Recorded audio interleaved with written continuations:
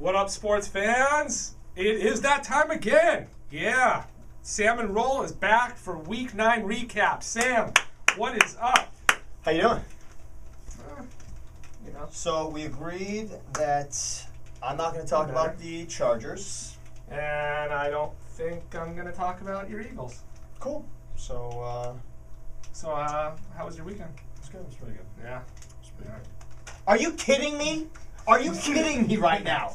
We're Are you? not What gonna happened? talk about that? No, What we're gonna happened start to the show your off with team? that. What happened to your team? What happened all to right? my team is your team Phillip needed, Rivers. No. Your team didn't afford themselves this being an acceptable loss based on the fact that you lost on Monday Night Football in Kansas City. You win in Kansas City, we can handle losing to the Super Bowl champs or having the perfect season, but all of a sudden, you're involved in a shootout with Aaron Rodgers. It looks like you're coming back. Phillip Rivers is over the two interceptions, and he is absolutely tying this game up.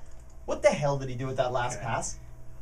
He's throwing a salt and pepper all day on the Packers? The guy's got 2 interceptions? That was ridiculous. Okay. Timeout on the field. Okay.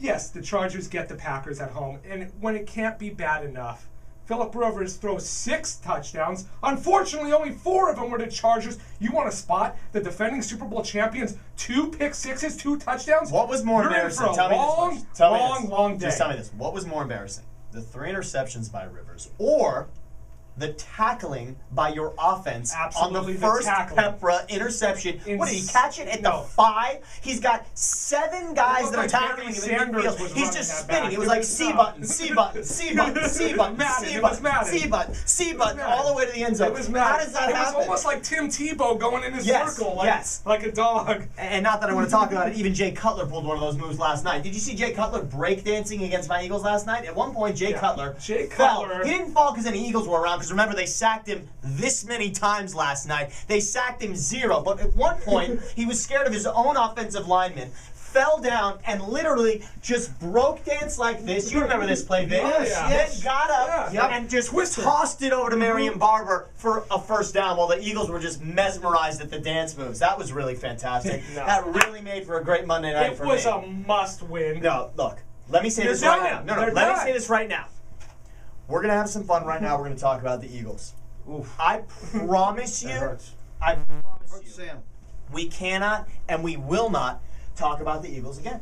We won't. I'll make sure. Now, if someone else beats them in an important game, okay, great. But we are not talking about the Eagles. Okay. It's over. 3-5 is over. Tell me what other team at 3-5. Tell me any team that's 3-5 that's worth talking about. Vic puts that pass on the money to Macklin, the last play of the game. It extends he puts the that drive. on the money. It extends the drive. The Eagles win. We would be talking about them. But you know what? Right. They'd be 4-4. They'd be back. They got Arizona and Seattle coming up on the schedule. I mean, this is not. They do not have the same schedule like the Giants do. And Arizona's got to be thinking they can win this game, and so does Seattle. Look.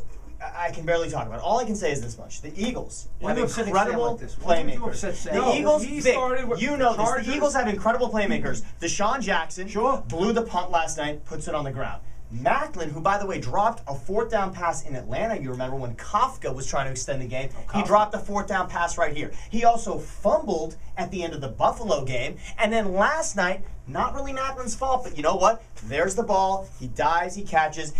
Here's the image we're going to have all season of Macklin crawling for that extra yard when he's already down. Catch. And the Bears, but great catch for 8 yards. I'll tell you what's the most painful thing about watching the Chargers games is watching the Saints highlights and watching Darren Sproles tear it up. That's the most painful. Here's what Phillip Rivers does every time he drops back and he doesn't see a wide open Antonio Gates. He's looking for that drop to Darren Sproles, that little easy pass that looks like it's only 1 yard but ends up getting 11 because Darren Sproles is dancing all over the place. It's gone. And they're loving it in New Orleans, and we saw it week 1, Vic. Remember that? No one was expecting, no one remembered that Darren Sproles even was on the Saints. Week 1, Saints at Packers. We're all thinking, okay, here's Drew Brees, here's Marcus Colston, let's check this out. What a great game. All of a sudden, who was the star for the Saints in that game? Sproles. It was Sproles. It freaking hurts. That was rough. Now, that was really tough. We gotta go because it's anytime anybody beats Tom Brady and his Uggs-wearing Patriots, it's big time. Well, look, we can't really keep up. Hats off to the G-Men. We cannot keep up with all of Vic's teams. Second best record in the NFC. Vic likes can't spell a league without Eli.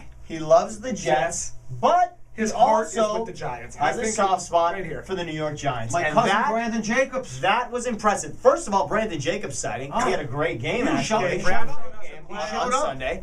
And then Eli Manning. How impressive was that?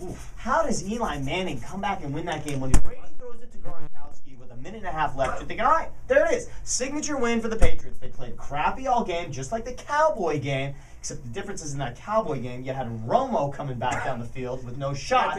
But Eli Manning, wow. At the beginning of the season, everybody shat on Eli Manning for saying he belongs in the conversation of the elite quarterbacks. And you know what? He said it himself, and we all laughed. When you outstage Tom Brady on the field, you honestly do belong in that conversation. You can't spell elite without Eli. You're totally right about that. The game-winning pass goes to number 85. Who wore 85 in the Super Bowl? I believe that was David Tyree. Was it really? Yes, it was. Well, it just goes to show you. Jake Bullock. Yes, Jake Bullock catch. And he was great. And look, because Boss is in Oakland now, so he doesn't have.